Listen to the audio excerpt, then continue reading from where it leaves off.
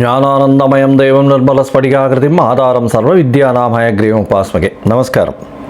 நேயர்கள் அனைவருக்கும் astro KS. ஐயங்காரின் பணிவான நமஸ்காரங்கள். குரோதி வருஷம் ஆனி மாதத்தினுடைய பலனை பார்க்கலாம். 15/6/2024 16/7/2024 வரை உண்டான 32 நாட்களை தமிழ் மாதத்தில் ஆனி மாதம்னு சொல்கிறோம். இது இந்த வருஷமான குரோதி வருஷத்தில் வரக்கூடிய 3வது மாதம். சித்திரை, வைகாசி, ஆனி 3வது மாதம். இந்த மாதத்தில் பார்த்தாலேயானால் பொதுவாகவே மாத கிரகங்கள்னு சொல்லக்கூடிய சூரியன், புதன், செவ்வாய் மற்றும் சுக்கிரன் இந்த 4 கிரகங்களினுடைய பெயர்ச்சிகளை வச்சு சொல்லக்கூடியது. சூரிய பகவான் ஒரு ராசியிலிருந்து அடுத்த ராசிக்கு போகக்கூடியதை நம்ம மாதம் பிறக்கிறத சொல்கிறோம். அது சௌரமானம் என்ற ஒரு வகையில் நம்ம கொண்டாடுறோம். இந்த மாதம் சூரிய பகவான் மிதுனத்தில் வரார். அது ஒரு விசேஷம். மிதுனத்தில் வரக்கூடிய காலகட்டம். அதனால் இது ஆனி மாதம் அப்படின்னு சொல்லக்கூடியது. இந்த மாதத்தில் மேஷம் முதல் மீனம் வரை எப்படி இருக்குன்னு பார்க்கலாம். முதல்ல இந்த மாதத்தினுடைய கோல்சாரம் என்ன அப்படின்றதையும் பார்க்கலாம். அதற்கு பிறகு இந்த மாதத்தில் வரக்கூடிய விசேஷ நாட்கள் என்ன அப்படின்றத பார்ப்போம். அதற்கு பிறகு இந்த மாதத்தில் ஒரு ராசிக்கா எப்படி இருக்குது அப்படின்றத பார்க்கலாம். முதல்ல இந்த மாதத்தினுடைய கோல்சாரம் என்ன அப்படின்னு பார்த்தோமே. ஆனால் காலபுருஷ தத்துவத்தின் முதல் ராசியான மேஷத்தில் செவ்வாயும், ரிஷபத்தில் குரு பகவானும், மிதுனத்தில் பார்த்தோம்னா சூரியன், புதன், சுக்கிரன், கன்னியில் கேதுவும், கும்பத்தில் சனியும், ராகு பகவான் மீனத்தில் இருக்க. இந்த மாதத்தில் பயிற்சி ஆகக்கூடிய கிரகம் அப்படின்னு பார்த்தாலேனா 26/6 அன்னைக்கு புத பகவான் மிதுனத்திலிருந்து கடகத்துக்கு போகிறார். அதாவது இந்த மாதம் பிறந்து ஒரு 10-11 நாளில். அதற்கு பிறகு சுக்கிர பகவான் 7/7 அதாவது அடுத்த மாதம், அதாவது ஜூலை மாதத்து 7ஆம் தேதி அன்னைக்கு அவர் கடகத்துக்கு போகிறார். செவ்வாய் பகவான் 11/7/2024 அன்னைக்கு மேஷத்திலிருந்து ரிஷபத்துக்கு போகிறார். குருமங்கள யோகம் அமைகிறது. நல்ல ஒரு விசேஷம். இந்த மாதத்தில் வரக்கூடிய கோல்சாரம்னு சொல்லக்கூடியது மாத கிரகங்களோடது இதுதான். இந்த மாதத்தில் என்னென்ன விசேஷங்கள் அப்படின்னு பார்த்தாலேனால் 21/6/2024 அன்னைக்கு ஆணி கேட்டை. அது ஜேஷ்டாபிஷேகம் ஸ்ரீரங்கத்தில் ரொம்பவும் விசேஷமான ஒரு விஷயம். அதற்கு பிறகு 2/7/2024 அன்னைக்கு பார்த்தேன்னா கூர்ம ஜெயந்தி. அதாவது ஆனி மாதத்தில் வரக்கூடிய கிருத்திகை நட்சத்திரத்தை கூர்ம ஜெயந்தின்னு கொண்டாடுறோம். கூர்ம ஜெயந்தி கூர்மாவதாரம் எடுத்து பெருமாள் பூமியை மீட்டெடுத்ததாக ஒரு இது இருக்குது, வரலாறு இருக்குது. அதனால் கூர்ம ஜெயந்தி. இந்த மாதத்தில் ஆனி அமாவாசை 5/7/2024 வருது. 12/7/2024 அன்னைக்கு ஆனி உத்திரம். இது பார்த்தோம்னா நடராஜருக்கு அபிஷேகம் செய்யக்கூடிய நாள். அதாவது ஒரு வருஷத்துக்கே 5-6 நாள் பண்ணக்கூடியதில் இதுவும் ஒரு நாள். அதாவது இந்த அபிஷேகத்தின் பார்த்தோம்னா திருவெண்காடுன்ற ஊரில் ரொம்பவும் விசேஷமான விஷயமாக கொண்டாடப்படுகிறது. 11/7 அன்னைக்கு பார்த்தோம்னா 46வது வட்டம் அழகிய சிங்கரனுடைய திருநட்சத்திரம் வருது. இதெல்லாம் இந்த மாதத்தில் வரக்கூடிய முக்கியமான நாட்களாக சொல்லக்கூடியது.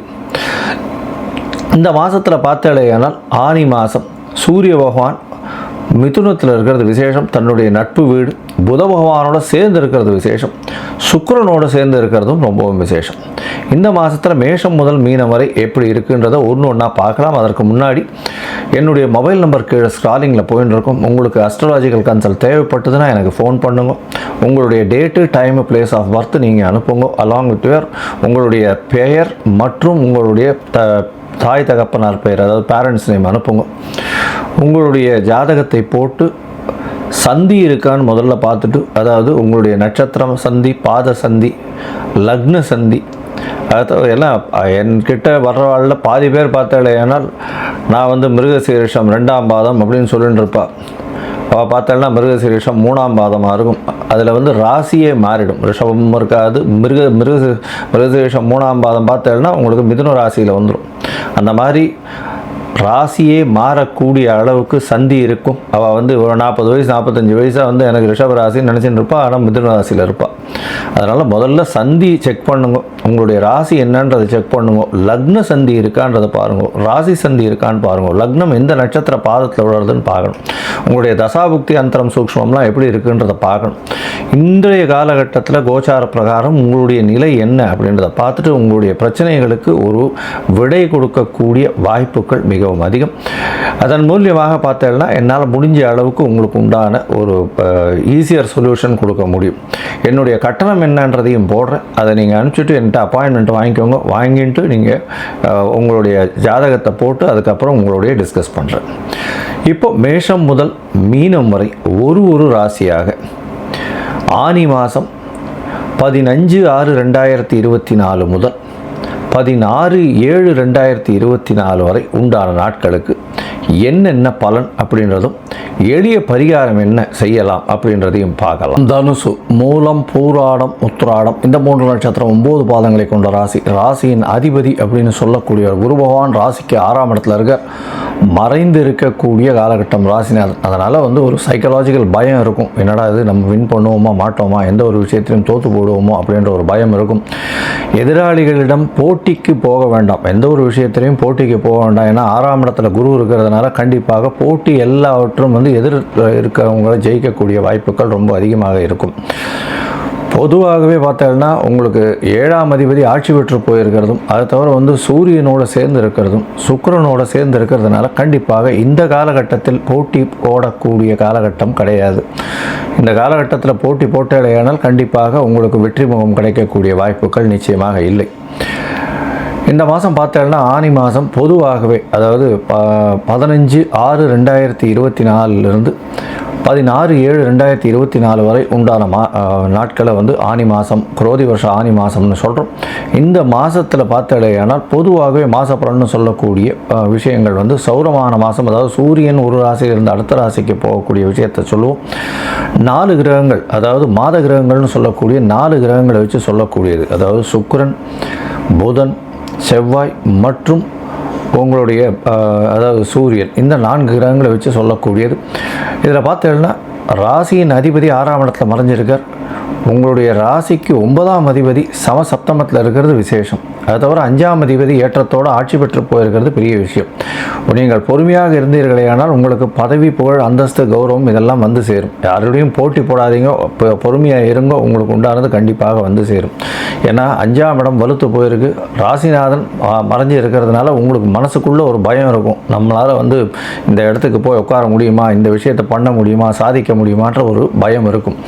அந்த காலகட்டத்தில் அந்த மாதிரி இருக்கிற பட்சத்தில் கொஞ்சம் பொறுமையாக இருக்கிறது ரொம்பவும் நல்லது. உங்களுடைய 3ஆம் இடத்துல இருக்கக்கூடிய சனி பகவான் விடாமுயற்சியை கொடுக்கக்கூடிய வாய்ப்புகள் மிகவும் அதிகம். சில நேரத்தில் முயற்சிகள் அதிகமாகவும் எடுப்பீங்க, தேவையற்ற முயற்சிகளாகவும் போகும். உங்களுடைய ராசிக்கு 4ஆம் இடத்துல ராகு பகவான் இருக்கிறதுனால படிக்கிற மாணவியர்களுக்கு சற்று மன கிளேசங்கள் வரும், மனக்குழப்பங்கள் வரும், டிஸ்ட்ராக்ஷன்ஸ் கொஞ்சம் அதிகமாக இருக்கும். படிப்பில் கவனங்கள் சிதறக்கூடிய வாய்ப்புகள் மிகவும் அதிகமாக இருக்கும். தாயின் உடல்நிலையில் சற்று பின்னடைவு ஏற்படக்கூடிய வாய்ப்புகள் நிச்சயமாக இருக்கும். குழந்தை பிராப்தி ஏற்படக்கூடிய பாக்கியம் நிச்சயமாக உண்டு. இந்த மாதத்தில் பார்த்தாலேயானால் செவ்வாய் பகவான் ஆட்சி பெற்று 5ஆம் அதிபதி ஆட்சி பெற்று போயிருக்கிறதுனால கண்டிப்பாக குழந்தை இல்லாதவர்கள் இவ்வளவு நாள் குழந்தை பிராப்தி ஏற்படக்கூடிய பாக்கியம் நிச்சயமாக இருக்கும். உங்களுடைய ராசிக்கு சமசப்தமம்னு சொல்லக்கூடிய 7ஆம் இடம் வலுப்பெற்று போயிருக்கு. சுக்கிரன், புதன் மற்றும் சூரியன் 3 கிரகங்கள் இருக்கிறது பெரிய விசேஷம். இந்த மாதத்தில் பார்த்தாலேயானால் உங்களுடைய ராசிக்கு 9, 10 அதிபதி சமசப்தமத்தில் இருக்கிறதுனால உங்களுக்கு அதாவது இந்த பார்ட்னர்ஷிப் தொழிலில் நல்ல ஒரு ஏற்றம் கிடைக்கக்கூடும். பார்ட்னராக இருக்கக்கூடியவர் உங்கள்கிட்ட விட்டு கொடுத்து போவார். எந்த ஒரு பிரச்சனை இருந்தாலும் பிரச்சனையை சுமூகமாக பேசி தீர்க்கக்கூடிய வாய்ப்புகள் உண்டு.